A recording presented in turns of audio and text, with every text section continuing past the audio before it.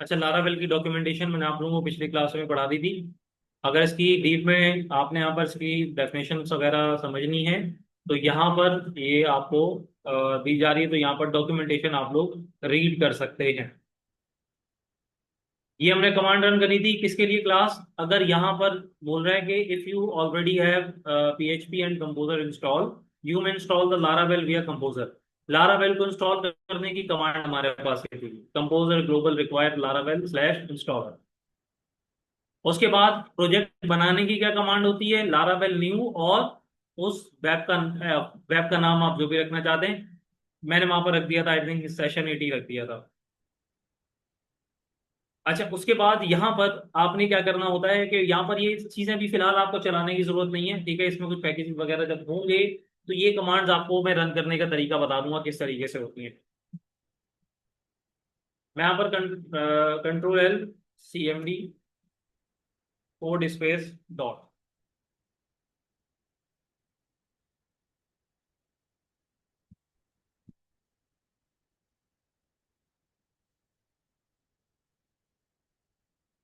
ये टर्मिनल कैसे ओपन होगा क्लास, यहाँ पर इधर बॉटम पे जाएंगे, इस तरीके से जब ऑप्शन है क्लिक करके ऊपर कर देगा इस तरीके से।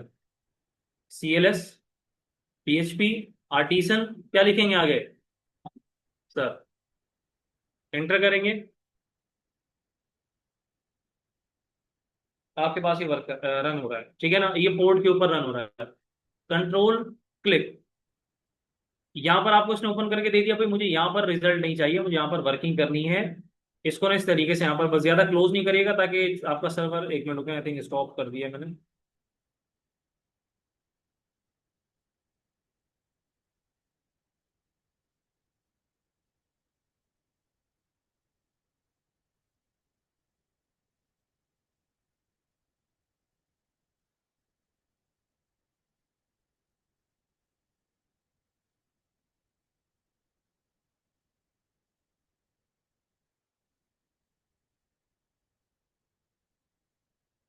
कोड यहाँ पर क्या है, 127.0.0.1:8000।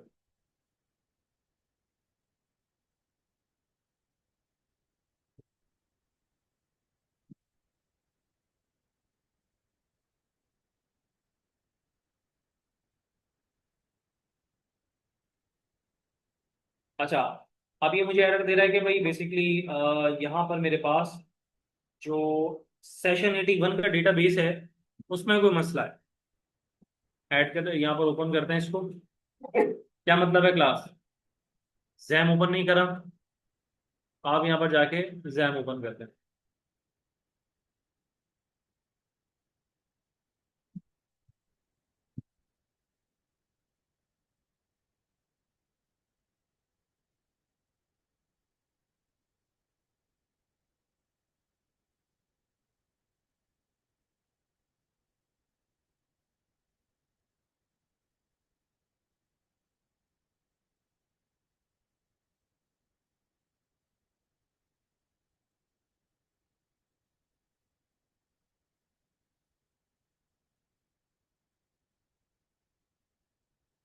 अच्छा, अब यहाँ पर हम ऐसा करते हैं कि इसका फोल्डर स्ट्रक्चर समझते हैं कि फोल्डर स्ट्रक्चर जो यहाँ पर है,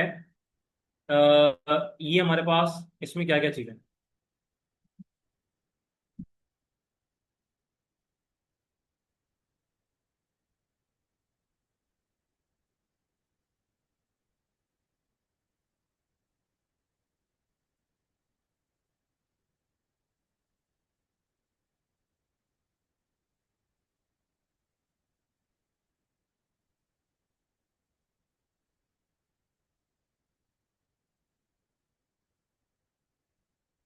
अच्छा क्लास, सबसे पहले यहाँ पर ये चीज मैंने आपको बताई थी कि लारावेल आपके पास एक आर्किटेक्चर फॉलो करता है, कौन सा, एमवीसी का, मॉडल व्यू कंट्रोलर का, ठीक है ना। तो यहाँ पर जाहिर सी बात है, हमारे पास जब एक कोई आर्किटेक्चर फॉलो कर रहा होता है क्लास, तो जाहिर सी बात है हमारे पास यहाँ पर नंबर ऑफ फोल्डर्स भी ज्यादा होते हैं, ठीक है ना।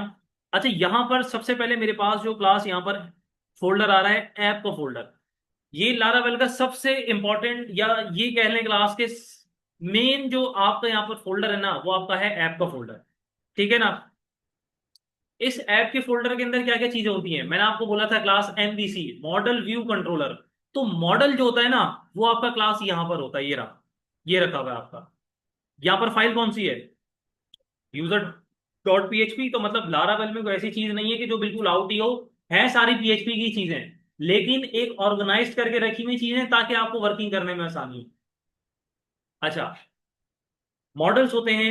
मॉडल्स के अलावा अगर मैं आपसे बोलूं कि भाई यहां पर इस ऐप के अंदर, जो मैंने आपको मॉडल व्यू कंट्रोलर बोला था, व्यू नहीं, मॉडल और कंट्रोलर आपके पास आपके ऐप के फोल्डर के अंदर होते हैं, ठीक है। अभी फिलहाल यहां पर मेरे पास कंट्रोलर क्यों नहीं आ रहा, यहाँ कंट्रोलर का फोल्डर क्यों नहीं आ रहा, इस वजह से क्योंकि क्लास मैंने यहां पर अभी कोई कंट्रोलर नहीं बनाया, और ना ही आपको एमवीसी का आर्किटेक्चर समझाया, ठीक है।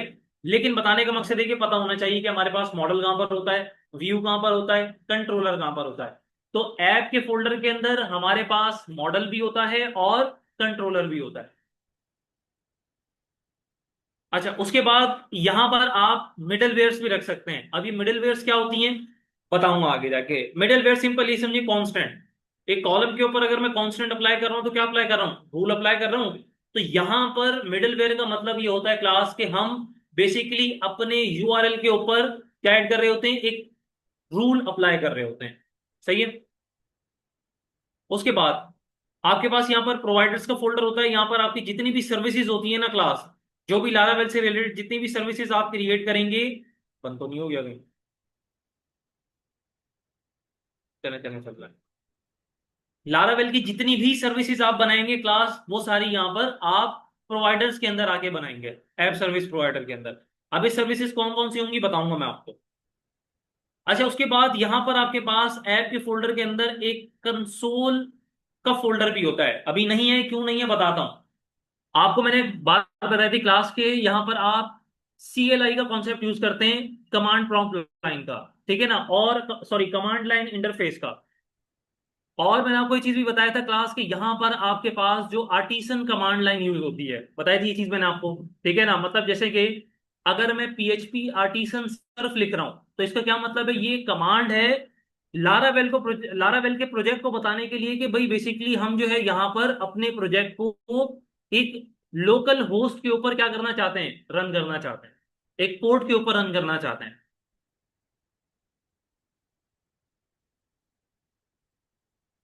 चलें, ऐप के फोल्डर समझ में आ गया सबको, जी क्लास ऐप का क्लियर है सबको फोल्डर।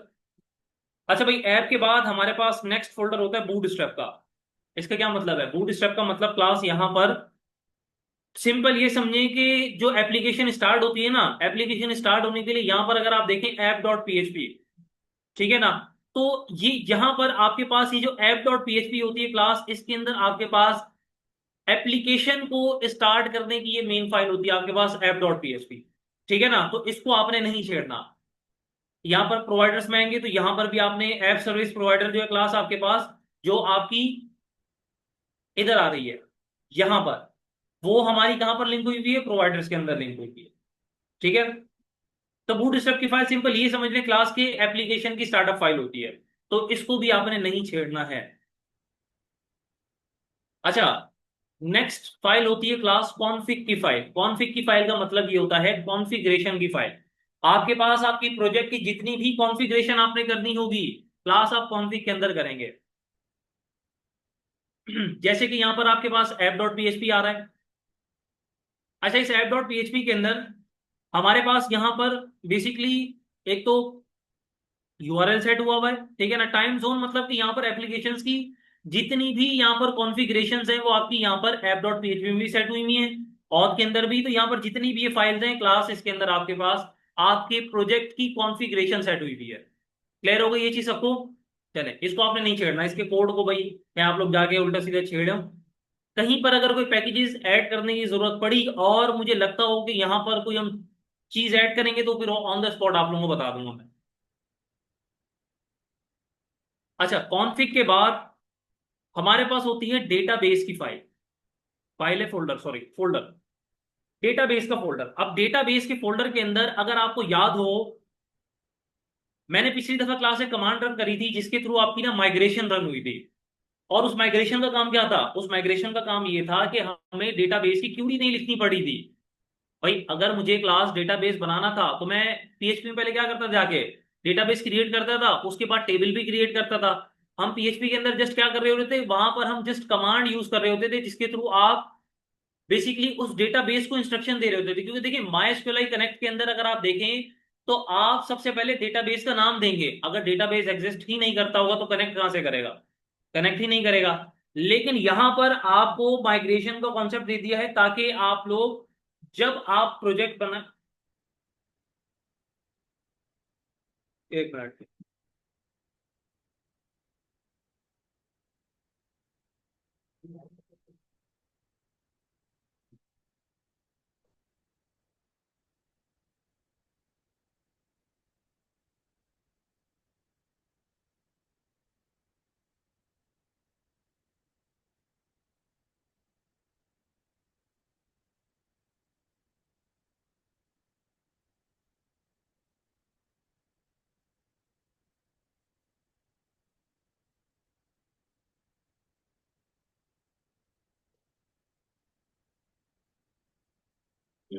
अच्छा भाई, डेटाबेस के फोल्डर के अंदर आपके पास माइग्रेशन होती है। माइग्रेशन मतलब कि यहां पर एक माइग्रेशन की फाइल का मतलब ये होता है एक टेबल। क्या होता है यहाँ पर? एक टेबल की बात हो रही है। जैसे यहाँ पर यूजर टेबल के अंदर मैं आता हूं तो यहाँ पर देखें उसने कॉलम डिफाइन करे हुए हैं, नेम है, ईमेल है, verified email, email verified add है, मतलब यूजर टीबी। चेक करते हैं कि मेरे पास यहाँ पर क्या यूजर टेबल के अंदर ये सारी चीजें हैं या नहीं है। मेरे पास यहाँ पर डेटाबेस बना हुआ सेशन 81 के नाम से। मैं यहाँ पर यूजर वाले टेबल में आता हूँ, कॉलम सारे वही वाले बने हुए जो वहां पर माइग्रेशन में डिफाइन थे। ठीक है ना? तो जो माइग्रेशन में आप कॉलम डिफाइन करेंगे, माइग्रेशन का काम सिंपल ये होता है, क्लास आपके डेटाबेस का स्कीमा रेडी करना। ठीक है ना? स्कीमा ये नहीं कि आप जाके खुद कमांड लिख रहे हैं क्रिएट टेबल समथिंग, नहीं। लारावेल ये चीज खुद से करता है। आपको जस्ट लारावेल को इंस्ट्रक्शन देनी होती है कि भाई मुझे ये टेबल चाहिए, लारावेल बोलेगा ठीक है। आप ऐसा करोगे, एक माइग्रेशन बना लो और उस माइग्रेशन के अंदर आप जितने कॉलम्स आपको चाहिए, जो रिस्ट्रिक्शन लगानी है कॉलम में वो लगा के आप उस माइग्रेशन को माइग्रेट कर दो। माइग्रेट करने के बाद मैं जानूं और माइस्क्वेल जाना है। सही है?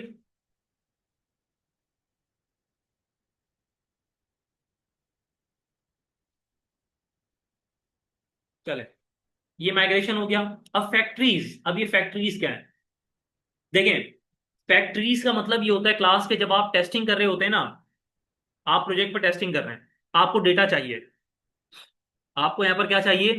डेटा चाहिए। तो फैक्ट्री आपको यहाँ पर क्या करता है? क्लास डमी डेटा प्रोवाइड कर रहा होता है, डमी डेटा जनरेट करके देता है ताकि आप अपने प्रोजेक्ट को टेस्ट सही तरीके से कर सकें। भाई मुझे एक बात बताएं, आप एक प्रोजेक्ट को टेस्ट कर रहे हैं, क्या इनपुट में बार बार टाइप करके आप सबमिट करेंगे, या ये करेंगे कि आप फैक्ट्रीज को रन कर दें ताकि वो आपका डमी डेटा उस टेबल के अंदर ऐड कर दें? आप एक दफा टेस्टिंग कर लें, आपको ओके लग रहा है, ठीक है, आप डेटाबेस बाकी जो उसके अंदर डेटा ऐड हो उसको ट्रंकेट कर दें सिंपल, ताकि हमारे पास टेस्टिंग की टेस्टिंग हो जाए और हमारा जो टाइम डेटा इंसर्ट करने में लग रहा था वो बच जाए।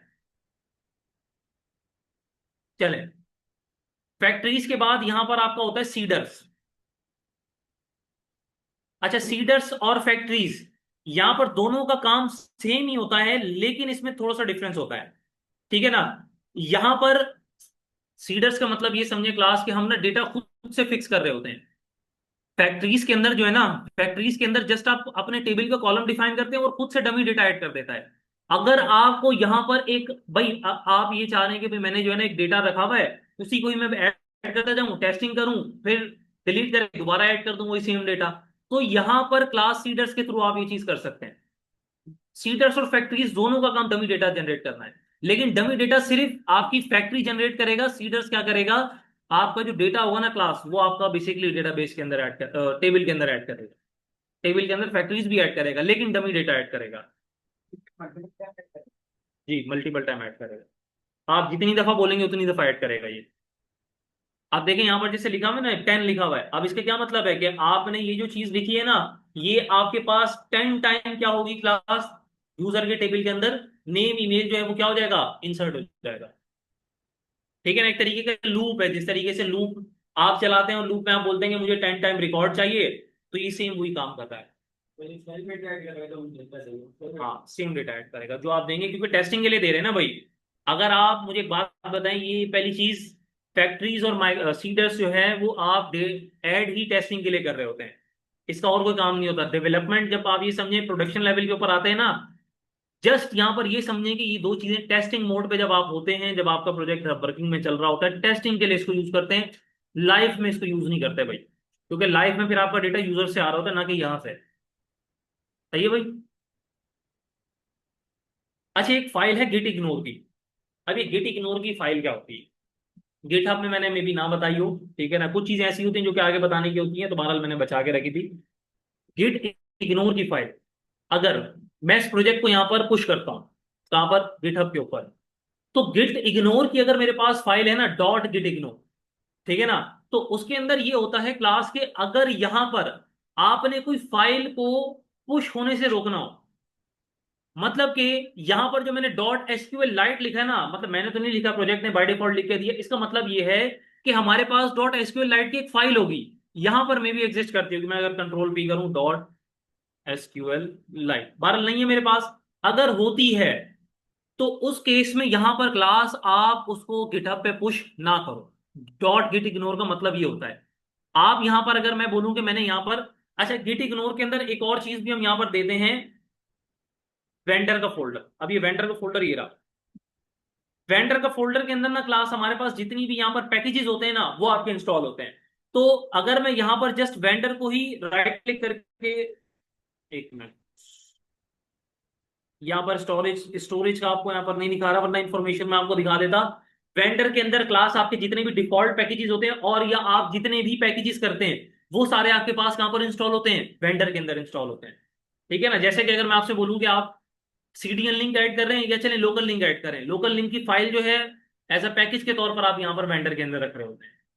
ठीक है, अगर मैंने इस तरीके से लिख दिया और यहां पर मैंने इधर स्लैश ऐड कर दिया, इसका मतलब ये है क्लास के आपने वेंडर के फोल्डर को गिटहब पे पुश होने से रोकना है। गिट इग्नोर की फाइल का काम ये होगा, क्योंकि फाइल का नाम ही क्या है, गिट इग्नोर।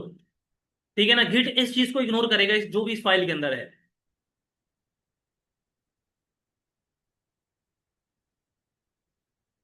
अच्छा जी, नोड मॉड्यूल क्या होते हैं, नोड मॉड्यूल अभी आपको समझने की जरूरत नहीं है, नोड मॉड्यूल बताता हूं क्या होता है, लेकिन यहां पर आगे हमारा एक फोल्डर आ रहा है पब्लिक का फोल्डर। अब ये पब्लिक का फोल्डर क्या होता है, सिंपल ये समझिए जैसे कि एसेट्स का फोल्डर होता है। एसेट्स के फोल्डर के अंदर हम क्या रखते हैं, इमेजेस, वीडियोस, सीएसएस की फाइल, जावास्क्रिप्ट की फाइल।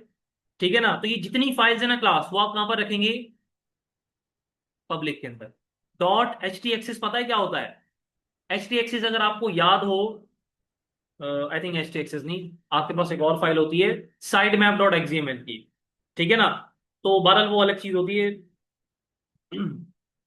तो यहां पर ये जितनी भी फाइल है ना क्लास, ये आपको छेड़ने की जरूरत नहीं। रोबोट डॉट टीएक्सटी हो गई, इस क्योंकि आपको पता है, क्योंकि जब आप प्रोजेक्ट को लाइव करते हैं ना क्लास, तो यहाँ पर आपको कुछ एसईओ की टेक्निक्स भी खुद इसने बाय डिफॉल्ट ऐड करी हुई है। ठीक है ना, अब जैसे यूजर एजेंट स्टैटिक का मतलब क्या होता है, मैंने आपको एसईओ में भी बताया था। यूजर एजेंट का मतलब ये होता है क्लास के आपके जितने भी बॉट्स होते हैं ना, मतलब वो उसको ये एक्सेस देता है कि आप किसी भी ब्राउजर पे जाके इजीली इसको, वेबसाइट को क्या कर सकते हो, सर्च कर सकते हो, बॉट को अलाउ करने के लिए होता है। सही है, दिस अलाउ में अगर यहाँ पर कोई फाइल ऐड करना चाहते हैं, यहाँ पर फाइल ऐड कर सकते हैं, मर्जी आप।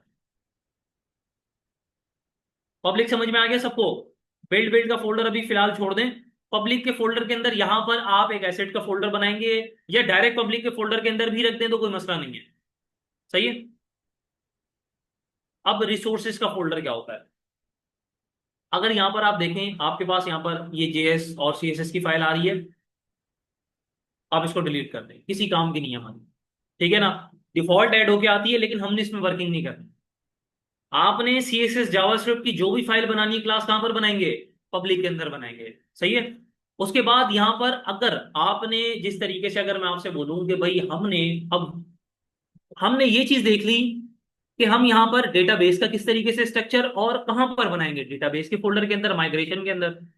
ठीक है, मॉडल कहां पर बनेंगे, हमारे ऐप के फोल्डर के अंदर। कंट्रोलर कहां पर बनेंगे, हमारे ऐप के फोल्डर के अंदर। व्यू, जो आपका व्यू है, जो आपका रेंडर हो रहा है, व्यू जो आ रहा है, डॉट एचटीएमएल तो होगा नहीं, या डॉट पीएचपी तो नहीं होगा। मैंने आपको बताया था क्लास आपका यहाँ पर ब्लेड इंजन यूज हो रहा होता है। तो यहां पर आपकी फाइल की एक्सटेंशन जो होती है, file name dot blade dot PHP. सही है। अगर यहां पर मैं रिसोर्सेज में आऊं, रिसोर्सेज में यहां पर पहला फोल्डर कौन सा आ रहा है, व्यू का। व्यू के अंदर यहां पर क्या है, फाइल का नाम welcome dot blade dot PHP. ये कोड आपको दिख रहा है, मैं यहां से क्लास इस कोड को कमेंट कर देता हूं, या कमेंट नहीं, हटा देते चले। मैंने यहां पर इस कोड को हटा दिया, एक बेसिक सा HTML लिख दिया, सॉरी HTML:5। H1 में यहां पर लिख दिया हेलो एपटेक स्टूडेंट।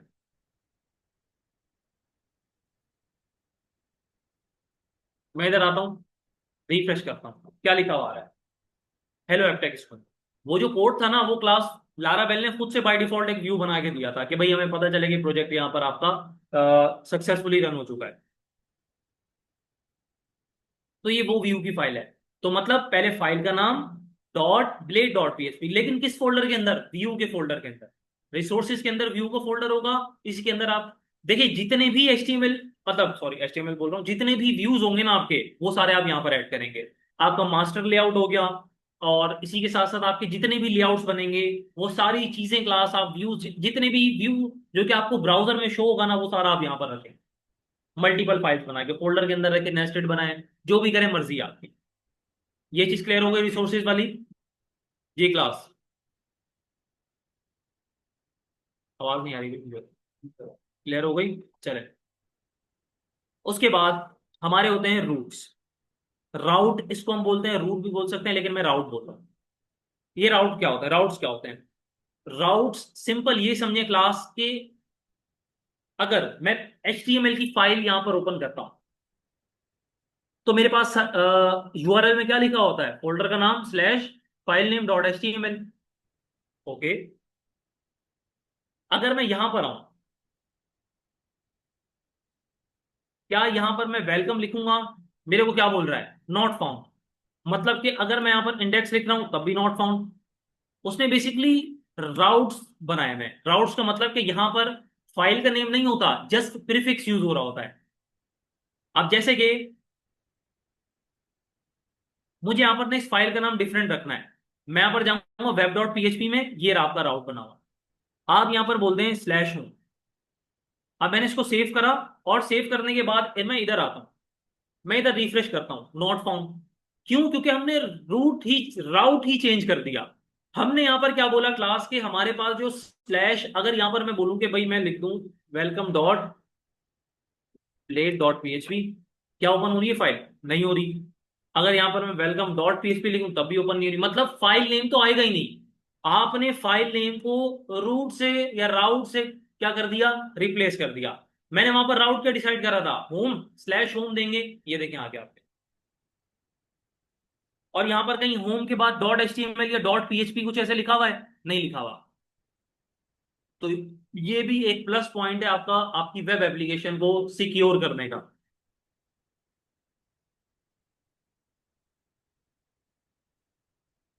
ये चीज क्लियर हो गई सबको।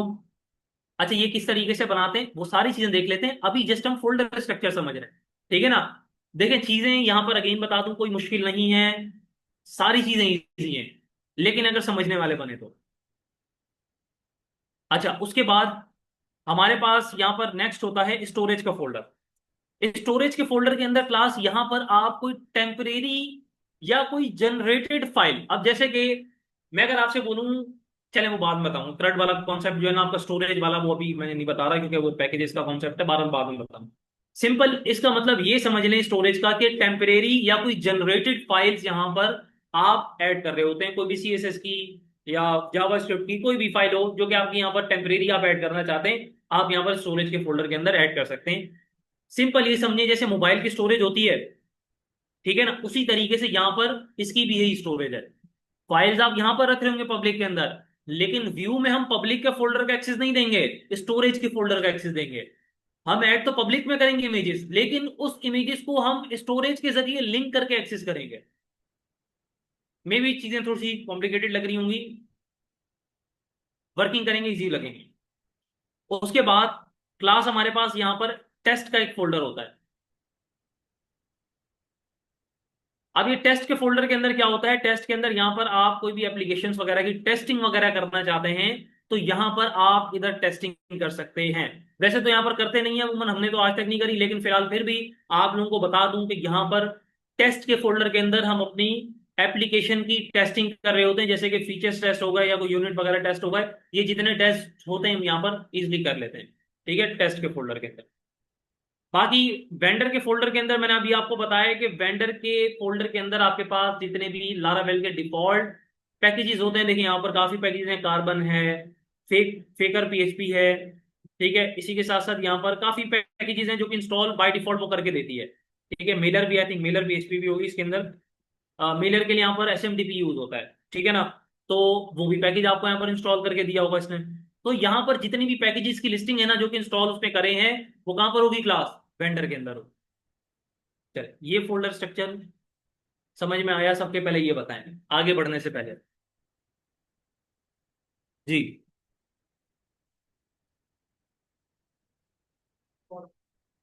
सुभान अल्लाह, एक और दफा बताओ। चले, आसिम आप बताएं। रिसोर्सेज वाला, चलें वो बता दूंगा। और इसके अलावा बाकी आ गए सारे समझ में, अलीना आपको?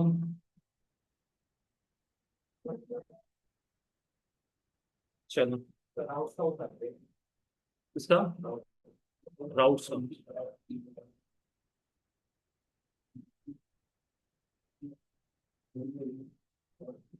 चलें ये फोल्डर्स पे आते हैं।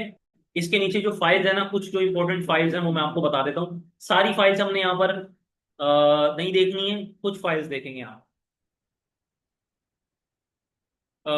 जैसे कि आपके पास यहाँ पर ENV होती है। ठीक है, इसको हम बोलते हैं क्लास, ENV की फाइल होती है इन्वायरमेंट कॉन्फ़िगरेशन फाइल। ठीक है ना, इसके अंदर ये होता है क्लास के हम अपनी जो भी लारावेल की ऐप होती है ना, उसकी यहाँ पर कॉन्फ़िगरेशंस की वैल्यू सेट कर रहे होते हैं। जैसे कि यहाँ पर अगर आप देखें, मैं इधर आता हूँ, ये डेटाबेस की कॉन्फ़िगरेशन सेट हुई भी है। मैं यहाँ पर जाके अगर सेशन 81 की जगह कुछ और सेशन लिख दूँ, डेटाबेस वही एक्सेस करेगा। अगर उसको एक्सेस नहीं मिलता, क्या दे देगा, एरर दे देगा। ठीक है ना, तो यहाँ पर जितनी भी कॉन्फ़िगरेशन होंगी, मेल्स की कॉन्फ़िगरेशन होगी, जैसे कि हम मेल किसी को सेंड कर रहे होते हैं, तो हम यहाँ पर जो भी मेलर एड्रेस लिखना चाहते हैं कि भाई यहाँ पर कौन ईमेल सेंड करेगा, किस ईमेल से सेंड होगी, वो सारी चीजें हम यहाँ पर भी कर सकते हैं। और भी होती है काफी, AWS भी होती है, बहरहाल देख लेंगे आगे जाके। तो मतलब ये आपकी इन्वायरमेंट कॉन्फ़िगरेशन फाइल होती है। सही है।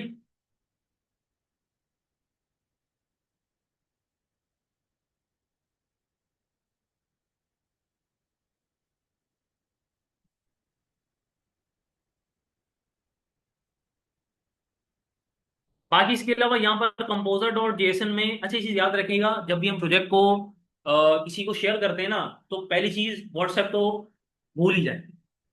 किससे शेयर करेंगे, गिटहब से। सही है ना, ये चीज पता होनी चाहिए भाई, कल को ये ना हो कि व्हाट्सएप पे शेयर कर रहे हो, बोले सर ने गिटहब पढ़ाया थी, खैर हो गई, कौन पढ़ रहा है गिटहब, छोड़ के दफा करें। व्हाट्सएप पे शेयर करते हैं, इजी तरीका है। लेकिन प्रोफेशनल तरीका जो होता है ना क्लास, जो कंपनीज आपसे एक्सपेक्ट कर रही होती है, वो क्या होता है, गिटहब। सही है ना, तो जब हम गिटहब में इस प्रोजेक्ट को रखेंगे ना क्लास, तो ये वेंडर की फाइल ही इतनी बड़ी है कि बेसिकली ये आएगी नहीं, और मे भी प्रोजेक्ट ना अपलोड हो। ठीक है ना, तो उसका हल क्या है, आप यहां पर जब भी ये चीज याद रखिएगा, मैंने गिट इग्नोर के अंदर आपने वेंडर की फाइल को रख देना है। ठीक है ना, इग्नोर करवा देना है उसको। जब आप गिटहब में पुश करेंगे तो आपके पास वेंडर की जो फोल्डर है वो अपलोड नहीं होना चाहिए। तो सवाल ये आता है, कल को अगर किसी यूजर ने भाई अपने ये प्रोजेक्ट जो है वो अपने पास क्लोन करा, ठीक है, या जिसको बोलते हैं फॉर्क करा, तो उस केस में क्या होगा, उसको तो वेंडर का फोल्डर ही नहीं मिलेगा, और वो पीएचपी आर्टिसन सर्व करेगा तो वो तो चलेगा ही नहीं। तो उसके लिए यहां पर एक फाइल होती है क्लास कंपोजर डॉट जेसन की। इस कंपोजर डॉट जेसन के अंदर जितने भी लारावेल के पैकेजेस हैं वो यहां पर जेसन फॉर्मेट में रखे हुए होते हैं। सही है ना, अब जब यूजर जो है, भाई यहां पर यूजर जब ये फाइल ये फाइल बोल रहा हूँ, ये प्रोजेक्ट उठाता है, तो यहाँ पर वेंडर की फाइल इसको नहीं मिलती। वो क्या करता है, वो कंपोजर ऑटो लोड करके, आई थिंक कमांड होती है PHP artisan composer auto load, मेरे ख्याल से आई थिंक इसी तरीके से, तो देख लेंगे क्या होती है। तो वो कमांड को एग्जीक्यूट करता है। वो कमांड क्या करती है, कंपोजर डॉट जेसन से पैकेज के नेम गेट करती है, और कंपोजर से जाके क्या करके ले आती है, वो पैकेज वेंडर के फोल्डर के अंदर इंस्टॉल कर देती है। तो उसका फायदा क्या होता है, उसका फायदा ये होता है क्लास के, हमारे पास जो प्रोजेक्ट की मेमोरी है ना, जो वेंडर में फजूल की आ रही थी, जो कि गिटहब पे पुश नहीं करनी चाहिए थी, उससे बचत हो जाती है। वो बाद में तो आप कर सकते हैं, मैंने तरीका आपको बता दिया है। लेकिन ये कंपोजर डॉट जेसन की फाइल को इग्नोर नहीं करवा दी, अगर ये भी इग्नोर हो गई तो फिर तो चल गया प्रोजेक्ट।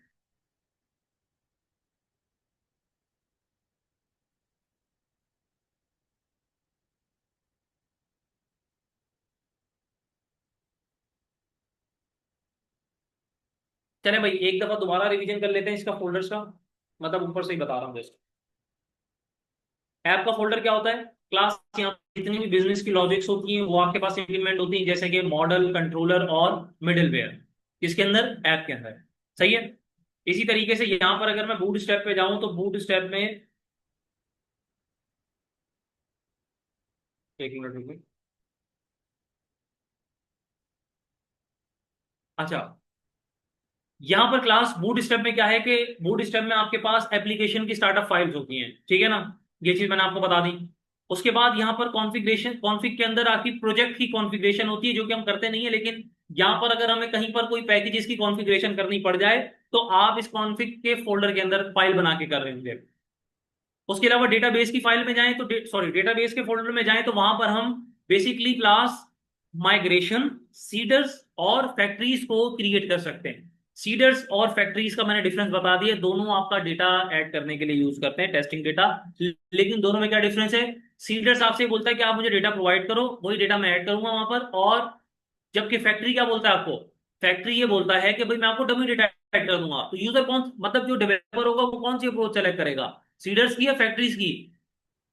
फैक्ट्रीज की करेगा, क्योंकि डमी डेटा वहां पर आपको प्रोवाइड मिल रहा है। दोनों चीजें यूज होती हैं, आप जो यूज करना चाहे आपकी मर्जी। इसके अलावा हमारे पास यहाँ पर रिसोर्सेज का फोल्डर होता है।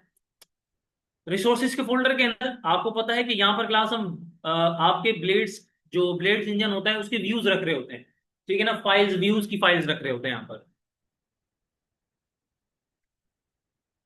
राउट्स के अंदर क्या होता है, राउट्स के अंदर क्लास हम बेसिकली, एक तो वेब के राउट्स, मतलब राउट से मुराद के सिंपल, हमें फाइल का नाम नहीं देना पड़ता, हम एक प्रीफिक्स यूज करते हैं, ठीक है, वो चीज आप ऐड कर सकते हैं। और प्लस में राउट्स के थ्रू क्लास आप एपीआई भी बना सकते हैं। आप अगर ये चाह रहे हैं कि मुझे यहां पर इस प्रोजेक्ट की एपीआई बनानी है, सवाल ये आता है क्यों बनानी है, मुझे एक बात बताएं क्लास, फेसबुक जो है, फेसबुक की अगर वो एपीआई प्रोवाइड नहीं करते, तो क्या मोबाइल एप्लीकेशन में मुझे क्या दूसरा डेटाबेस बनाना पड़ता है या दूसरी लॉजिक लिखनी पड़ती बैकएंड की? जी, वापसी बोलेगा, बहुत अच्छा सवाल। चलें दोबारा, मुझे ये बताएं क्लास, अगर इंस्टाग्राम जो है, ठीक है, इंस्टाग्राम एक एप्लीकेशन बना रहा है जो वेब पे है, वेब पे है उनकी और ऐप पे भी है। अब वेब पे उन्होंने एप्लीकेशन बनाई, एक डेटाबेस बनाया, ठीक है, और उसके बाद उन्होंने बैकएंड की लॉजिक कहां पर लिखी, वेब के अंदर लिखी, कि भाई if something else, if else, if for loop something, कुछ भी एरे, कुछ भी लिखा उन्होंने, बैकएंड की लॉजिक लिखी। मुझे एक बात बताएं क्लास, क्या वो बैकएंड की लॉजिक ऐप के लिए दोबारा लिखेंगे? क्या करेंगे, एपीआई बनाएंगे। जो वो लॉजिक होगी ना, वो आप एपीआई के थ्रू ले लेंगे। कल को फायदा ये होता है क्लास के, यहाँ पर एक डेटा से मल्टीपल एप्स बन सकती हैं। जैसे कि गूगल की, अब गूगल के कितने ब्रांड्स हैं, मतलब ब्रांड्स बोल रहा हूँ, गूगल के कितने प्रोडक्ट हैं, काफी प्रोडक्ट हैं। गूगल फॉर्म्स हो गया, गूगल बिजनेस प्रोफाइल हो गया, गूगल सर्च कंसोल हो गया। तो ये सारा डेटा वो कहाँ से लेके आ रहा है, एक सेंट्रल पॉइंट से लेके आ रहा है भाई। उसके पास ये नहीं कि हर ऐप के लिए वो इतने फारिग बैठे हुए हैं कि हर ऐप के लिए उन्होंने एक अलग डेटाबेस बनाया हुआ है। तो इतने तो मेरे ख्याल से उनका डेटा सेंटर तबाह हो जाएगा जो उन्होंने बनाया हुआ है। तो ये अप्रोच कौन सी होती है, कौन सी होती है अप्रोच, मैंने आपको बताई थी, ये अप्रोच कौन सी होती है? पता ही नहीं कौन सी अप्रोच की बात होती है।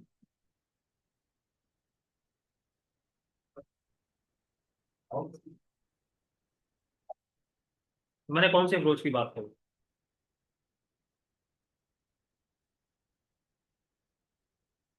गर्ल्स कौन सी अप्रोच की बात करिए, पता नहीं, गर्ल्स को भी नहीं पता होगा। एपीआई ठीक है। अच्छा, एक और चीज, यहाँ पर आपके पास एक तो, जब आपने एपीआईज को यूज करा ना, और अमूमन मैं एक चीज बता दूं, आजकल जो है एपीआईज कॉमन है, और ज्यादातर कंपनी यही एक्सपेक्ट करती है कि CRUD तो आना चाहिए, लेकिन CRUD एपीआई पे भी वो बना सकता है या नहीं बना सकता। एपीआईज लाजमी है भाई, क्योंकि कल को अगर आप किसी क्लाइंट की वेबसाइट बना के दे रहे हैं, तो भाई कल को क्लाइंट अगर ये बोले कि भाई मुझे इसकी मोबाइल ऐप भी बनवानी है, तो क्या मोबाइल ऐप के लिए अलग बैकएंड बैठ के लिखेंगे? बैकएंड तो नहीं लिखेंगे।